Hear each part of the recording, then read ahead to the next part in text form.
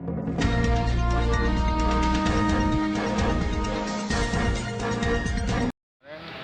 dari kami tentang pelatih itu, kemudian kemarin untuk bahwa ini belajar ternyata dikabulkan oleh manajemen. Alhamdulillah. Jadi kalau mengenai perekrutan, kalau bisa secepat mungkin pelatih untuk merekrut pemain biar kerangka tim itu sudah ada.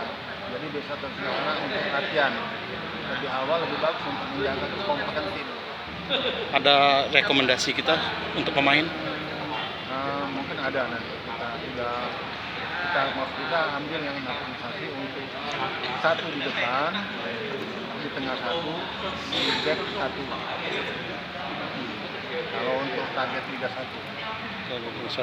Kalau untuk pemain yang lama ini kira-kira yang mana yang dipertahankan, yang patut dipertahankan? Ya kira-kira yang mana-mana kemarin yang yang loyal terus yang bagus kok pemainnya nggak apa-apa dipertahankan.